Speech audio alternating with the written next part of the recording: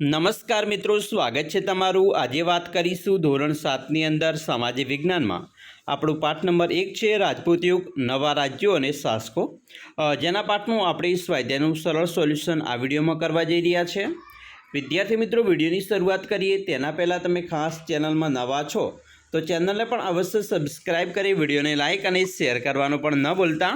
સામાજિક વિજ્ઞાનમાં પાઠ 1 રાજપૂત યુગ, નવા શાસકો અને રાજ્યો, જેના સ્વાધ્યાયની અંદર વાત કરીશું। પ્રશ્ન નંબર 1 છે, નીચેના પ્રશ્નોના ઉત્તર એક વાક્યમાં આપો। પ્રશ્ન 1 છે, રાણીની વાવ કઈ રાણીએ બંધાવી હતી? તો જવાબ આવશે રાણીની વાવ રાણી ઉદયમતીએ બંધાવી હતી। બીજું છે, ચૌહાણ વંશના શાસકો આરંભમાં ક્યાં શાસન કરતા હતા? તો ચૌહાણ વંશના શાસકો આરંભમાં ગુજરાત અને રાજસ્થાનના વિવિધ ભાગોમાં રાજ્ય કરતા હતા। 3 અણહિલવાડ પાટણની સ્થાપના કોણે કરી? તો વનરાજ ચાવડાએ કરી। 4 વાઘેલા વંશનો છેલ્લો શાસક? તો કર્ણદેવ વાઘેલા હતો। પ્રશ્ન 2 છે, ટૂંક નોટ લખવાની છે। પહેલો ટૂંક નોટ છે રાજપૂતોના ગુણો। તો રાજપૂતો બહાદુર હતા, એટલા જ ટેકીલા હતા, આપેલ વચન પ્રાણને ભોગે પણ પાળતા, દુશ્મનને પીઠ બતાવવા કરતા, તેઓ મૃત્યુ વિશેષ પસંદ કરતા, તેઓ ગૌ બ્રાહ્મણ પ્રતિપાલક હતા, શરણે આવેલાનું તેઓ કોઈપણ ભોગે રક્ષણ કરતા, લડાઈમાં પણ અધર્મ આચરતા નહીં। તેવી રીતે બીજી ટૂંક નોટ છે રાજપૂત યુગનું વ્યાપાર વાણિજ્ય।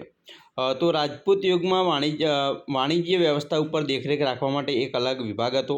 આ વિભાગ વિદેશ ખાતેના વેપાર ઉપરની જકાત વસૂલ કરવાની, વસ્તુઓનું મૂલ્ય ઠરાવવાની અને રાજ્યની ઉપયોગી થતી વસ્તુઓ મંગાવવાની વગેરે વ્યવસ્થા કરતો।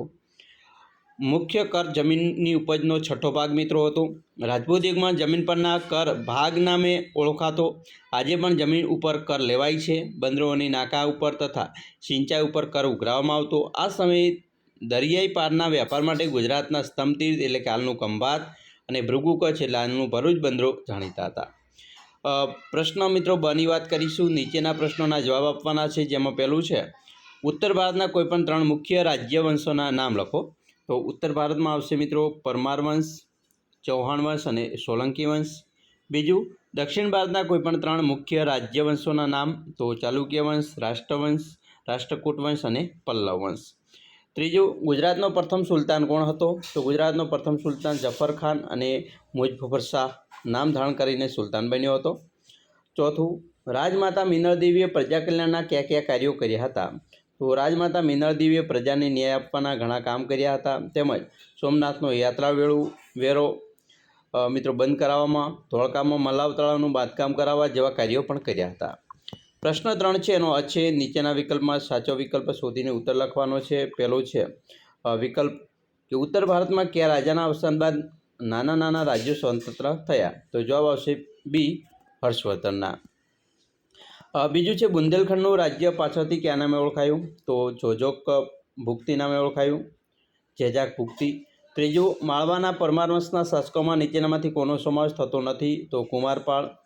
4 8મી સદીમાં બંગાળમાં કયા વંશનું શાસન હતું? તો પાલ વંશનું શાસન હતું। 5 રાણીની વાવ કયા વંશના શાસનકાળમાં બનાવવામાં આવેલી હતી? તો સોલંકી વંશના। યોગ્ય જોડકા જોડવાના છે, જેની અંદર મિત્રો પહેલું છે સેન વંશ, તો જવાબ આવશે સી, વિજયસેન પ્રથમ। સોલંકી વંશ, જવાબ આવશે કુમારપાળ।